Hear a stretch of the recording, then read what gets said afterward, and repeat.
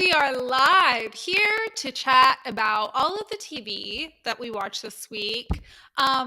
Most notably, a lot of the TV that returned this week, like Superman and Lois came back, Naomi came back, Olympics disappeared, and regularly scheduled TV returned. And with that return comes the wonderful return of your favorites, my favorites, Carey and Kate. Now, you might be wondering if there's a better way to do this than to have me, the floating background.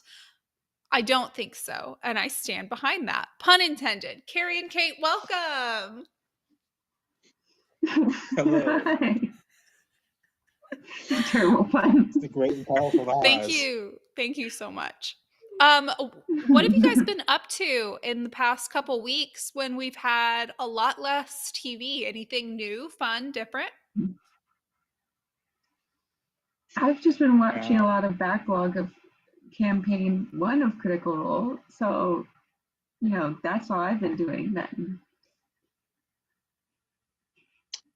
Fortunately, I got a sort of a jump start on Snowpiercer. That started back, I think, a little bit sooner than most other things did. So, been on board for that. Caught a little bit of Olympic stuff, but nothing incredibly major. Every time I do this, turn my head to look underneath one of you, it breaks Kate. She instantly glitches. It's like a face at the bathroom stall. Well, I'm going to reorganize you guys just a bit. I'm going to float me into a less sideways position because it's Kate's time to tell us the news. Before we get into any of our shows, what do I need to know? I don't have any big news about the shows or like the franchises we typically watch, but I've got 4 very common trailers that I keep getting recommending new movies that I thought I would share. So we've got kind of starting out 2 different one disappeared. Okay. 2 different thriller but dating thriller movies coming out in the near future. So one's called Fresh, and it's going to star Daisy Edgar-Jones and Sebastian Stan, and that will be on Hulu on March 4th. And then there's Windfall starring Lily Collins on Netflix on March 18th, and they both have very much relationship turns thriller movies, which both seem interesting, so I thought I'd mention those. And then also I keep getting ads for Cyrano, which is based on the Cyrano de Bergerac play written in 1897. And so that's going to be, I think it's a musical. I'm not a big musical person, but I do like historical drama, so hey, I might watch it. I don't know. And then on same kind of front, there is a Elvis biopic coming out in June. And I all of a sudden got trailer after trailer after trailer for this movie, and it looks really good. So I thought I'd mention that one as well. All of those are really exciting. I think we're about to have a summer of some good movies coming up here pretty soon.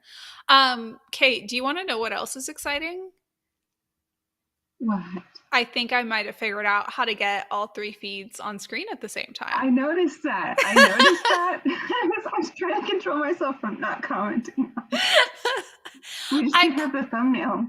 I promise I tried this before and it didn't work, and now it does. So, Carey, welcome back.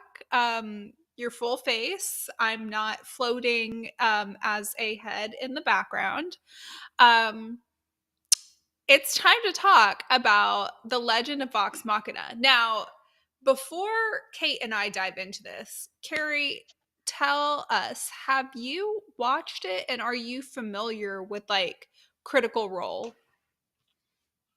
I am coming into this with I'm an empty vessel waiting to be filled with your knowledge about this. So that's That's how I came into this. Okay, so we've got like all 3 levels right now. Son. So I came into this knowing nothing. And if y'all know anything about me, it's that one thing I'm not going to do is read or respect the source material at any point in time. But with this, I came in vaguely having heard of like Critical Role, like I know of D&D. I'm, like an absolute novice, whatever. Watch this show, finish the finale in this last week. Great, 10 out of 10. Kate is an expert. So if you're holding down the beginner scale, Kate went from 0 to expert literally in the last couple weeks. She is a Critical Role historian. So with that, I kick it off to Kate. Tell me what you thought about the final 3 episodes. So I have watched past this point in the original campaign. I had watched before we even started watching the animated series. And I have to say, I am, as a person who watched the original source material, vindicated, satisfied, and there was a change that I fully not only agreed with, but was happy and fully support and think it did everybody's character service. Okay, what I don't know if you know what the change. Okay, so the near death that happens at the end, like in episode 11, that was not the same. Like, it's not the same character. They changed the character. Oh, well, who was the original character who nearly died? So it was originally Vex, and she was just, if you know anything about how D&D was played, she was making death throws, and I think she'd made 2.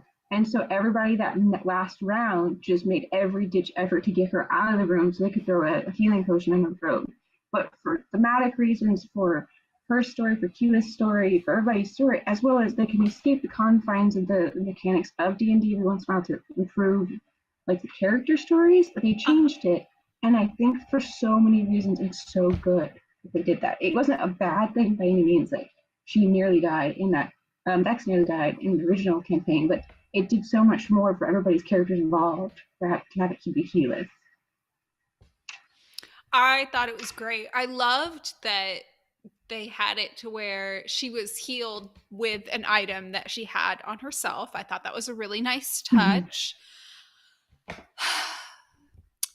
Okay. Number 1, I'm really happy that this was renewed for season 2 and they ended it boldly with the setup for what the next installment would be in the, journey. As I understand it, the next thing is they fight, these dragons and like there's a whole whatever segment of the campaign. Thrilled.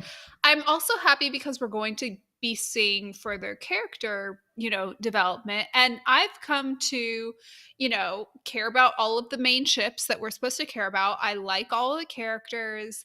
I'm really enjoying that they also have, sibling relationships that are interesting as well. You got the twins, you've got Percy and his estranged sister, whatever. I think that's really interesting and fun. And is it a spoiler to say that I think, if I understand correctly, the villain that we see this season will return later if this campaign carries on long enough? I haven't seen it, but I am aware that that is a possibility. Okay. And I am aware that there is a strong symbolism for my favorite ship encapsulated in that possibility. Okay, so is your favorite ship the same as what it was last week? Is it still Vax? Yeah, it's still Vex. No, Vax and Keyleth. I like Vax and Keyleth, but my favorite ship is Vex and Percy. Oh, Vex and Percy. Okay, yes. Yeah. I have a ship update on the lie, by the way. Oh, I want to know what the aftermath for that. Right. So I confront Peter and I say, you lied to me. And the entire time I thought he lied to me just like for pure chaos. Like I had guessed the first, I'd guessed the first 2 ships. I think we were still on the first episode, maybe just barely started the second episode. No real major shippy things had happened yet. And at this point, like I was quite proud of myself for having, got it right, whatever. So when it got to the third one and I said Pike and, Scanlan, whatever, he says, no, it's Pike and Gar. And so when I found out that he, Kate disappeared. Did Kate disappear for you too, Carey? Yes, she did. we'll give her a chance to reconnect. Anyways, when let me move you over to this big screen and we'll do this right here. Hold on, there's Kate. Juggle, juggle. Kate, can you hear and see us? Yes, I can. Okay. That was weird. Okay, back to the lie. So I confronted him. He admitted that it was inaccurate, but said that it's technically also somewhat accurate because he does not like Pike and Scanlan and likes Pike and Grog together. Well, that's fine. I kind of agree with him on that. There's a reason, like, I collectively understand that. There's something that happens with Scanlan and Pike that gives it some validity and, like, gives me a reason to enjoy it, even if it's not my favorite. And I can understand the perspective of liking Grog and Pike together because, like, it's just very much like they both saved each other in their youth and became friends, and it's like a weird friends to lovers deal. Cool. Really, I'm not super invested in either one. I just like Pike, and I liked the symbolism of Pike having basically being best buddies with the biggest guy in the group because she healed him after he saved her grandfather years ago. I think they make such a more interesting pair than her and Scanlan, but I also just don't like Scanlan. I'm also going to, if anybody missed our discussion last week and or does not follow this extremely niche animated show, to be honest, yes. aka Carey, I will let you know that what happened was I was lied, hoodwinked, and befuddled to find that the ships that I was explicitly told were the ships of this show were not the ships of the show. It would be the equivalent of somebody in season 1 of Arrow telling you that the Green Arrow ship is him and Felicity rather than him and Black Canary, just because we wanted it to be, which is absolutely something I would do. But now that so I think about it. I was going to say, like, I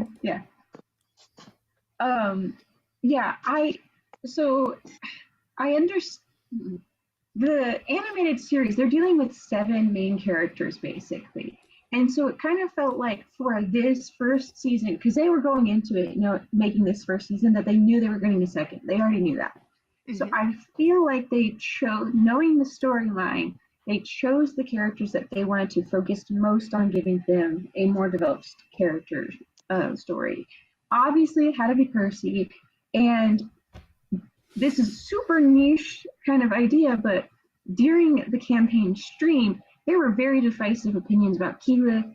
Keyleth was very much in a group of overly confident heroes, like very assured in their abilities to the point of being reckless.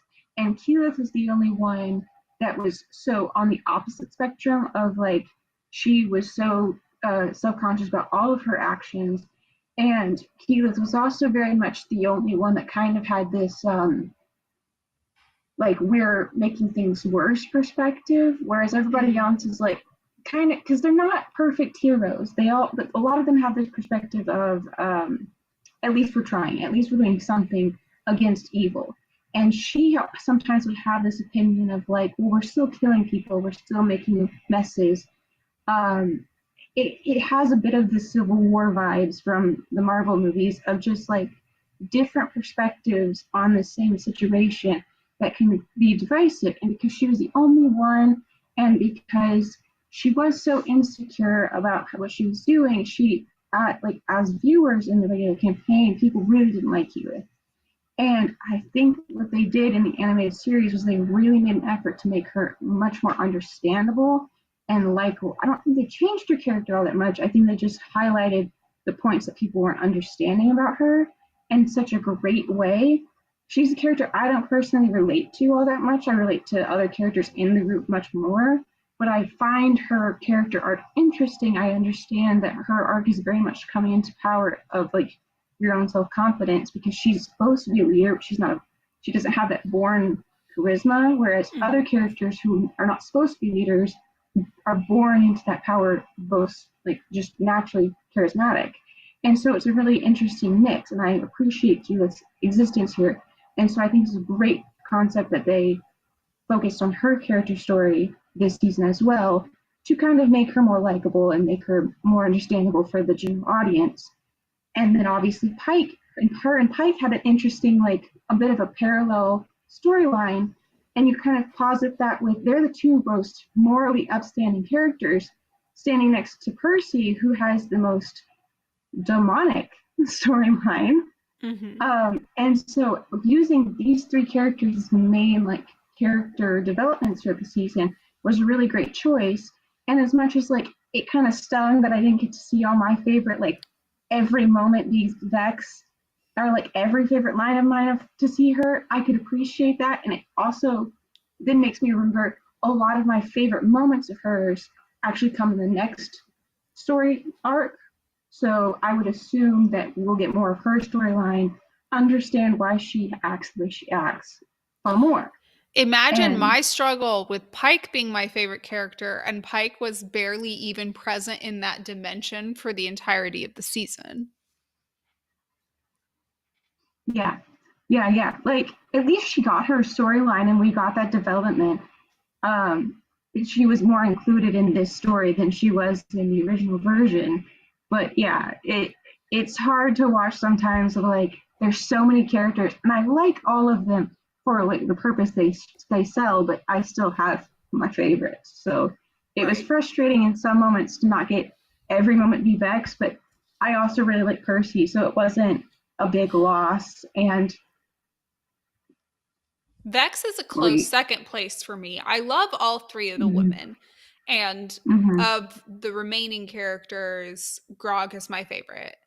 But there's no there's none I really dislike. I don't quite care for Scanlan. You know how in Arrested Development, Lucille is like, I love all my children, equally. And then there's that cut to her being like, I don't care for Job. That's me about Scanlan. Like, I like all of them. I could do with Scanlan living in another dimension for a while. So you say that. I feel like you know something. I don't. I have intentionally forgotten everything I've ever been told about this show, if I could ever help it. So I will say, and I think part of it is why I like Vex so much. Part of it is he is definitely presented as this over-the-top guy, and he can get annoying on that level. But his whole character arc as it comes about, and even you start to see a little bit now, is you see that he's over the top because he's worried people won't like care for him otherwise. And in some ways that actually makes people know him less. So there's this whole thing about how he gets upset that people don't know a lot about him on any level other than his dirty jokes and his songs. I can appreciate that story. He's still not my favorite. I'm not going to lie about that. But as he developed, I started to gain a greater respect for his story, and I understand what the purpose of his character is. It's a very interesting character. It's just he can be a lot sometimes. Funny thing is, when you point out Grog, though, insider baseball here, the actor for Grog and the actor for Vex are married, and the voice actor for Keyleth and the voice actor for Silas the vampire are married.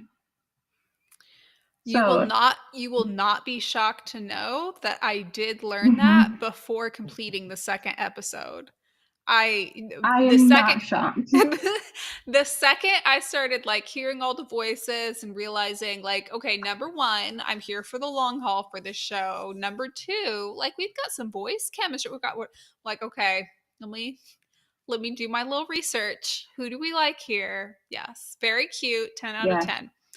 I'm going to go with kind of one last question, but we can come back to this at the end if there's time.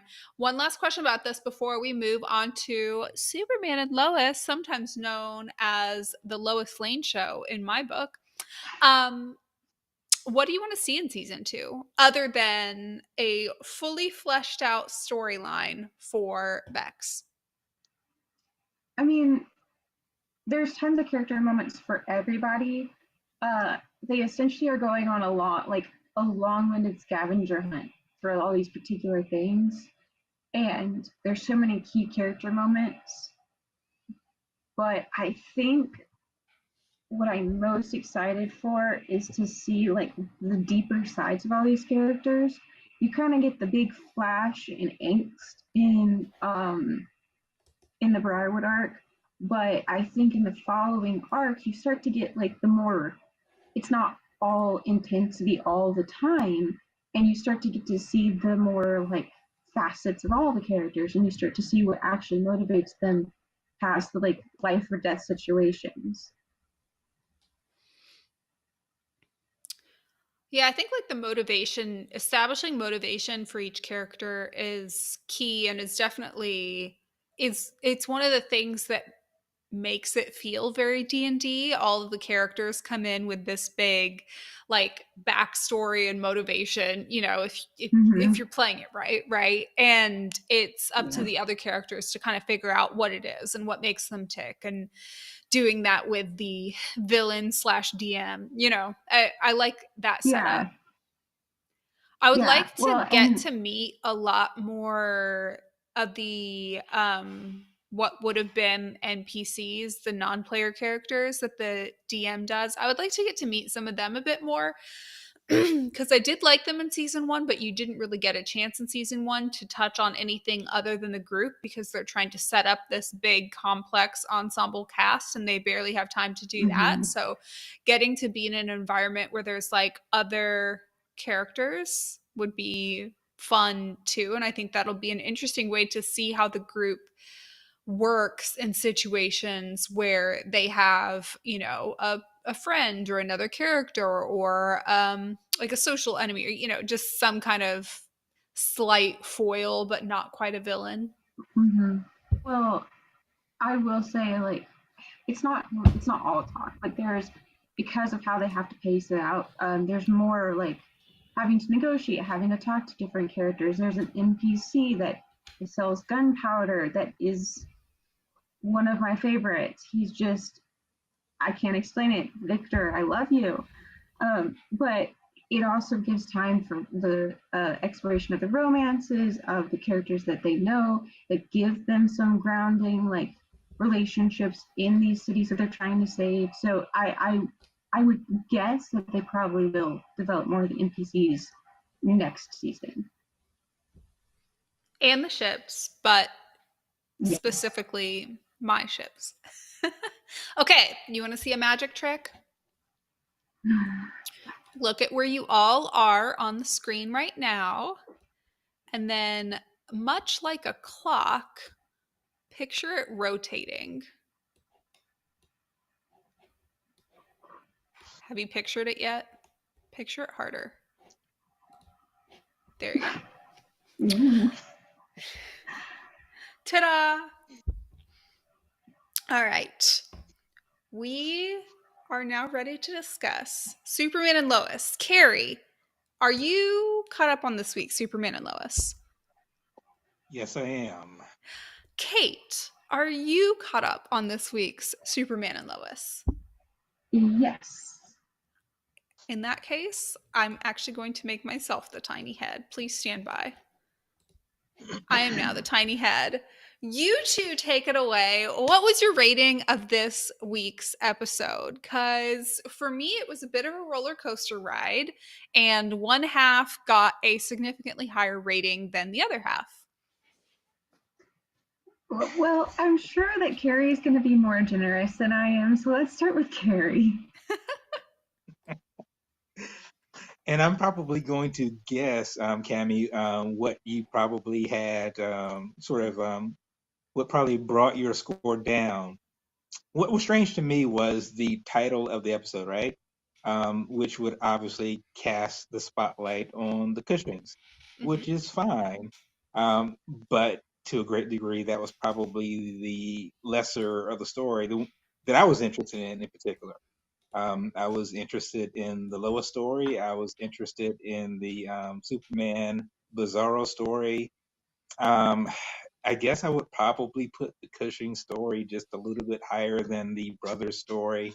Overall, if I had to give it a rating, I would probably say somewhere about 8.5. There were a number of things that I was really interested in, particularly Allie's story and what that sort of bizarro Earth is about. And not like a spoiler or anything, but I'm at an age now where you have to sort of like get up in the middle of the night to use the bathroom, right? And so I did, and I remember getting up and I remember thinking about certain aspects of the story that really engrossed me. And be honest, I could not go right back to sleep, which is a good thing in terms of telling stories, not a great thing if you got to get up at 7 in the morning. But I guess that's a long-winded way to say there were really good things that I liked about the story, some things not so much. Fair enough. I didn't hear a rating. Oh no, 8.5. I'm Eight sorry. and a half. Oh, I Eight missed and a that. half. Sorry. Yeah, I think it may have yeah, cut out for me there. Okay. 8.5 out of 10. Okay. That yeah. that is a little higher than mine, but I think mine might even be higher than Kate's. So I'm gonna go to Kate on the other end. Kate, what would you rate this week's episode? It was a 7.5. It wasn't bad. It was Okay. probably one of the better ones we've had so far this season. I mean I agree with you on the rating of the importance of like the engrossment I had in each storyline. I was genuinely like, oh no, they're gonna kill Christy. I was far more invested in the Lois and the detective investigative side of the story. I could appreciate and even got a little emotionally invested in the Sarah storyline because I just felt so bad for Sarah. Mm-hmm. She's kind of gotten kind of the short end of the story a lot of times just by the actions of people around her, which always stinks. And so I felt bad for her, which got me emotionally invested. But the brother mess really took me out of it. I was so frustrated at all three of them, the grandfather, and Jordan and Jonathan. I couldn't get over how frustrated I was at how they told that part of the story. And I think if I could sit on it a little bit longer, I might be able to like comprehend exactly what I wish they would have done. But I just watched it, so I don't know exactly what I wanted better. I just know it wasn't that. Okay. Both of you guys, flawless initial analysis. I already have things I want to touch on. I'm going to throw my rating in there real quick into the mix. It's like just shy of an 8, just shy of an 8, but that's relying heavily on the parts of it that I liked best. Okay. I'm going to start off with a teeny weeny minor defense of the brother storyline, even though that was clearly the worst part of this episode. Okay. Obviously, it just feels almost like I don't want to say out of character because we really know their characters that well as far, whatever. It feels unnecessarily stupid for them to be fighting like that and for this kind of odd jealousy competitiveness to come out of nowhere to justify this fight and the grandpa to be okay. Like there was just a lot there where it's like you lost me, I'm not buying into it. However, there was a moment that I really did appreciate right at the end, right when curly haired one is Jordan, right? Yes. Yes. Right when Jordan finds out that Jonathan's powers are emerging, and that's how that's being framed to him. And he is excited and immediately saying, let's go tell mom and dad. that felt in character. That felt Yeah. like a, kind of gullible teen, but a teen still trying to make the right decision. He remains gullible through the whole, I need to sit with this for a while thing, and seems loyal to his brother. That was a really nice moment. I really liked the way they wrote his response. He didn't seem like, it wasn't, they could have easily written him, kind of be shocked and stunned and kind of struggle with his feelings, and kind of, he rolled with it. He understood what was happening. He was appropriately excited. That moment was good. So they got to a good place at the end, but the fighting in the middle, we really did not need to see that. We didn't need to see it without good justification. If they ever have these brothers fight, they need to have it be over something really significant, not just a roid rage. You know what I mean?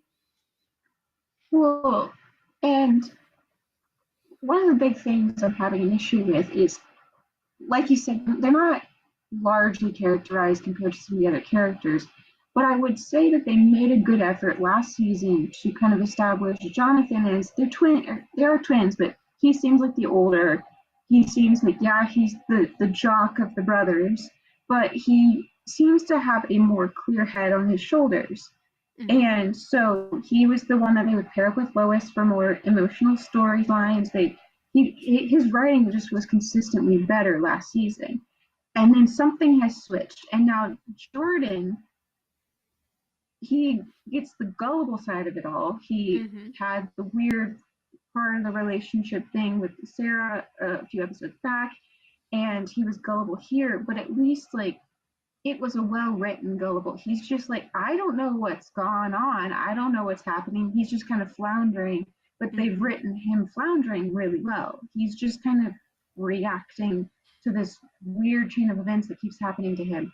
But the Jonathan part is really frustrating because he initially saw the drugs and immediately had the good reaction of like, that's not a good idea. And just a tiny bit of jealousy pushed him all the way to going ahead and taking the dangerous drugs that he knows is a really bad idea. And for him to be the one that is typically the more like sensible and world wise brother, it's a little frustrating to see that he so quickly is now taking whatever the drug is and is roid raging out and lashing out for no real reason. I just wanted to see a better justification of why he took that turn. I'm not at all opposed to, at some point they fight. At some point they turned like they could even turn one or both of them into full villains if they really wanted to. That, they just need to sell me why that happened, what happened, who died, who attacked, what was the impetus for going down that route. We sort of have Jonathan going down a dark-ish route, but the only justification is he's somewhat jealous of his brother. I feel like there would need to be more. There would have to be a turning point moment where, he, for example, he wanted to be mentored by their grandfather and had been vying for it, almost had it, and then just because he didn't have powers, the grandfather was mentoring Jordan, and if that had been set up over a couple episodes and he was denied his grandfather's attention and then took the drugs, that would make more sense than the order of operations that we're seeing here, in my opinion. But I'm not an expert on teen boys. Carey, you didn't like the storyline either, did you? As the male representative in the room. It felt like a disservice to Jonathan's character in terms of what they established the season before.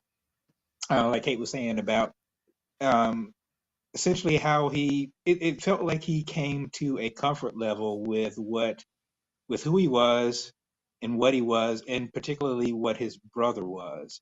And then all of a sudden, because he's still sitting on the bench during football, it's like, well, I can't have that anymore. I've got to go out and do these drugs. It just felt like, particularly with all these sort of near world ending events that he's seen, it just seems like a very, very minor reason to be trying to use these drugs to sort of bring about his latent Kryptonian powers. If it was a situation where he'd gone to the hospital, had an opportunity to talk to Natalie, or perhaps see John in the state that he's in. And the reason that he's in that state is because he essentially doesn't have superpowers. Even though he wants to do good, he's limited by his humanity. If they had figured out a way to make that sort of the inspiration for Jonathan turning toward these drugs, that might have been, I feel, more in character with him. And it would have been a better springboard for why he went down that route, as opposed to, I'm tired of sitting on the bench and this guy's taking drugs, so I guess I'll go take him too. It just felt, it wasn't, I don't think it was the right sort of narrative path for his character. Mm-hmm. It didn't make sense as a motivation, but it's not necessarily that we're pushing back on the outcome necessarily. I I kind of feel the same way about the whole Cushing storyline. There was a lot here that again kind of felt a little rushed, and I understand the outcome, but I would have liked to hear a little bit more leading up to it. And maybe this is a good thing. Maybe wanting more, we say this a lot. When we're left in a position wanting more, it means there's at least something they're doing right. But leading into this whole, happy cushy family falling apart, pun intended, there were several things in this plot line I like. Number one, the name change thing. It was kind of random, but it's cute. I get it. I know what they're going for. Very nice. Well timed with the quinceanera. Good. Second thing I liked, her having a positive relationship with her mother, particularly because and I'm sure all of us have watched a lot of television over the last few years where girls have a terrible relationship with their mother, just always consistently. So her having a good relationship with her mother throughout this episode, throughout her quinceanera, I found that to be really sweet. I bought into it. They did a good job. They sold that to me. So that was great. The Kyle storyline. I already knew that he was trash, and I always love being right. You both know I love being right. However, did they not just give us like acres of screen time last season trying to redeem him? What do you think of him now, dealing with this whole past affair storyline? Is this just not wasting whatever goodwill they tried to buy for him? Not from me. I was never buying him, but for, the rest of the viewers.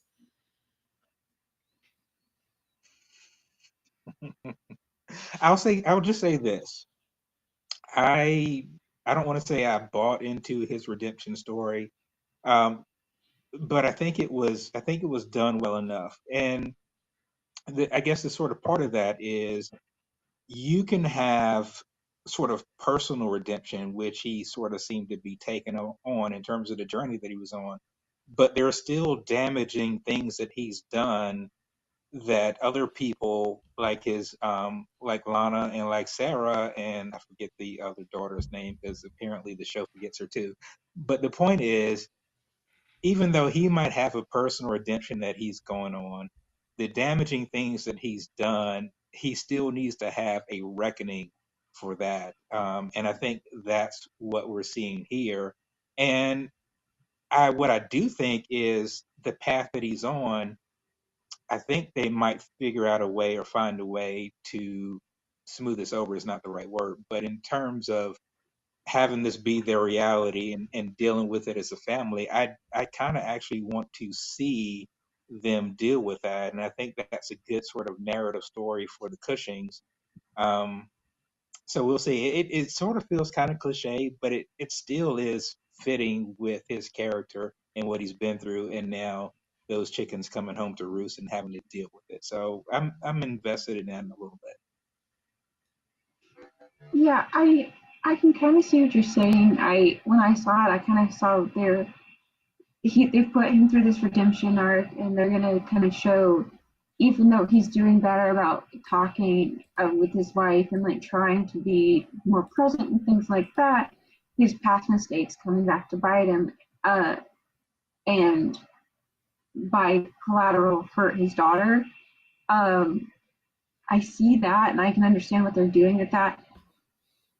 I'm I don't know how I feel about it, but I'm at least looking on the bright side of me and Cammie specifically. We're both kind of going woo woo woo woo early on in the season about there's going to be some type of affair storyline. We weren't Yes. exactly sure where they were headed with it, but we knew that there was something happening. I don't have a With all red the flag to different- wave, but I'll wave a red pen in place of it.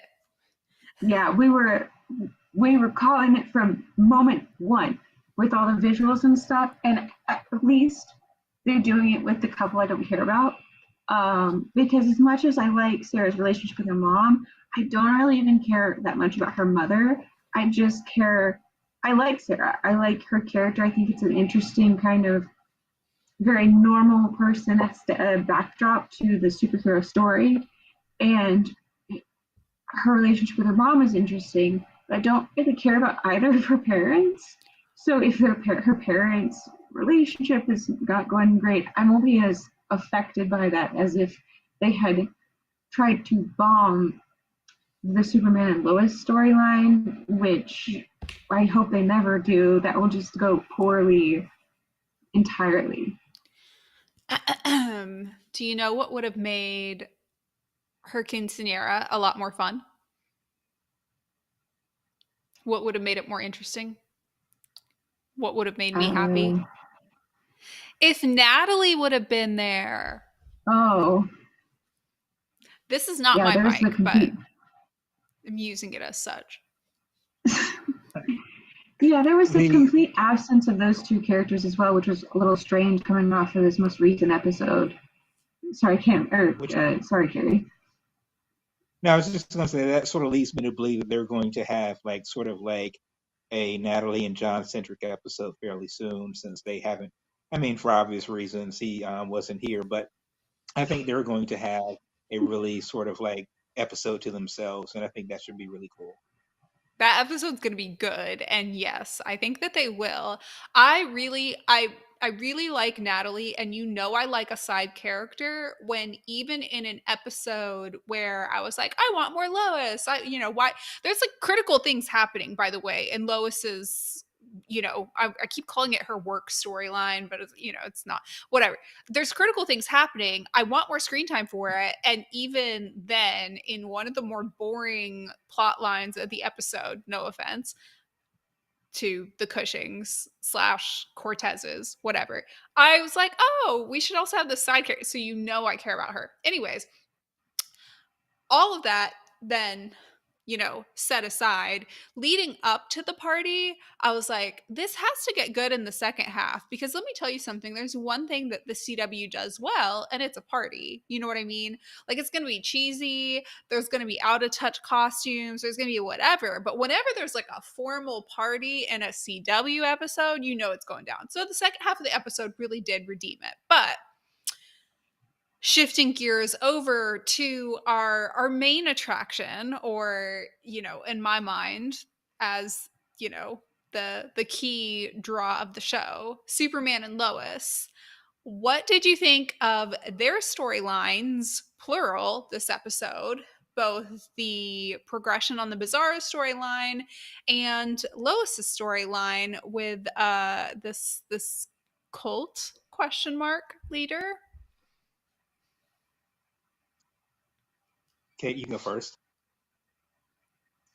I think I've always liked how this show has kind of leaned on Lois and her storyline to be the one that actually figures out the issue, and then not be like, because not implying that Clark doesn't have any ability to, but it just makes sense for her character to be the one that can't let it go and just keeps like trying to figure out what's happening. And I liked how they've always done a really good job of intertwining her kind of investigation and the resulting supernatural superhero storyline with it. So the idea that years and years ago her sister was in danger and she wrote about this woman who she thought was evil, and she may not have had all the facts right, but she was at least trying to be right and had the correct assumption that this whatever Allie was evil in some regard. That's really interesting. And however they're trying to weave the Bizarro Superman and how she's controlling the opposite world or whatever. I'm interested in that, but there's just so many moving parts. I don't really know where exactly they're going with it. And like you said, I just really wanted more. And they're now getting woven together as of the literal Mm-hmm. final scene of this episode. Carey, what about you? Yeah, I was the same way and wanting more, and it was always sort of frustrating anytime they sort of left that story to go to the party or to go someplace else. Um, what was sort of tying me in knots early this morning, trying to sort of make sense of things that were happening, like sort of Allie's background and the pendant and the fact that Bizarro Superman had it, and for whatever reason, when Clark came in contact with it, or Superman came in contact with it, it gave him powers. And I'm just sort of trying to wrap my head around how all of that sort of matters and means something. And it's one of those deals where this kind of show is, it's one of those things where they put all the breadcrumbs in front of you, and then like when they reveal it, you're like, well, why in the world did I not see that right away? Or it might be something that you never saw coming. And so understanding what the writers do with this kind of information, with this kind of narrative point, I'm really interested to see where it goes and how it interconnects and sort of what it all means. Because ultimately, my thought is, okay, what is Allie's end game? I mean, we've Right. got an idea of the things that she's done to people and that sort of thing, but do we really know why she's done it and ultimately what she hopes to accomplish through it? And I just remember the look on her face when Lois and Superman showed up, and Superman was like, he's coming. And the look on Allie's face when that happened, it was a look that we've probably never seen on her face before. And I don't know exactly what to make of it. I don't know if it was fear or what, but there was just that look on her face that tells me crap's about to hit the fan, right? So I'm Mm-hmm. really interested in learning more about the world that Bizarro Superman comes from, how Allie rose to power there, and how we sort of get this situation where Chrissy takes some spiked tea and gets to go there for a little bit, but somehow Bizarro Superman gets to come here and stay. And obviously, I have to assume that pendant has plays a role in that. And the question is, does he have his own pendant, or is that the same pendant that she had when she was a kid, and somehow he got a hold of it? It's a lot of pretzel things going on in my head. That's a good question. I will say, I think it's really poetic that the villain with the capital V of this season thus far, Ali Alston, that in my mind, that we're aware of, is kind of Lois's villain, whereas the Bizarro Superman, more so, as far as I can tell, is more so her tool, her mechanism. So it's an interesting way to tie in a Superman villain, a villain for Superman and a villain for Lois that are still entirely related and I presume working together in some way, but it seems more like one of the two of them is the one in power. One of the two of them is the puppeteer here. So I don't know. I'm really enjoying that. Kate, Yeah, I any will. fun? I Go will ahead. say one last thing that really bothered me. I cannot believe Chrissy drank the tea. Why would you do that? Sorry, go ahead. Never drink the tea. Listen, Never. I, you know, But prior it was really great tea. She got it from the lobby. prior to, this pandemic, I'm sure at one point, in my youth, many moons ago, I might have been willing to drink questionable teas. These days, no, we don't just we no. If it didn't come out of your kitchen, it doesn't go in your mouth. I do have one Cammien? last question though for you, Cammy. Yes, go ahead before Kate starts talking about Dragon Con. No, you were talking about perhaps that Allie and Bizarro Superman were working together. I Yes. don't No, I don't know. I didn't get that because You didn't get okay. I the might be reading too no much because into it. because the last time that Bizarre Superman showed up someplace, he basically snapped that woman's neck, right? Yeah.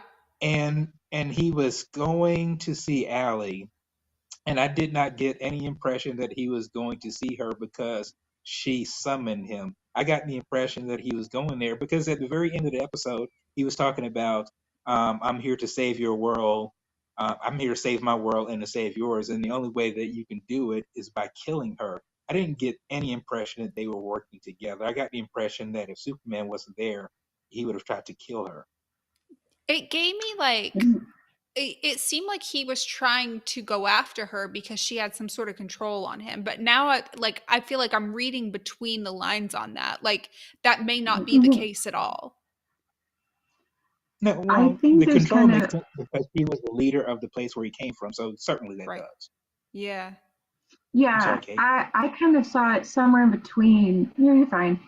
Somewhere in between what you guys are saying, where it almost seems like he, in some ways, is the opposite Superman. In some ways, is not. Like he wants. There is some level of him that wants to save his world and this world that Ali is also in.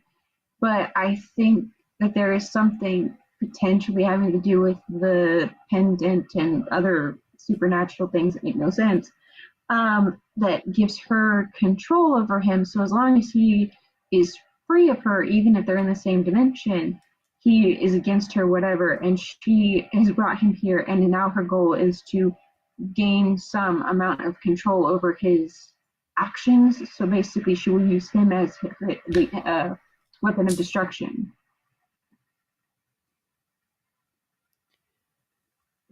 I'm now second guessing every line I heard because I feel like there's you can kind of interpret it multiple ways now. I don't know. Yeah.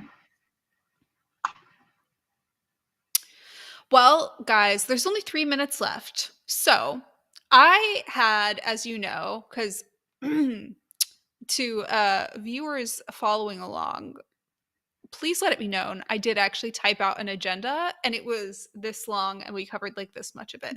But for once, I was prepared. We're not going to get to everything, and that's totally fine because there is an abysmal amount of reality dating TV on there. But I want to give you guys each a minute to tell me about what else you watched this week or read. You can go first, Carey. All right. Well, I think I might have mentioned it earlier, but I've watched 2 episodes of Snowpiercer season 2 since it's come back.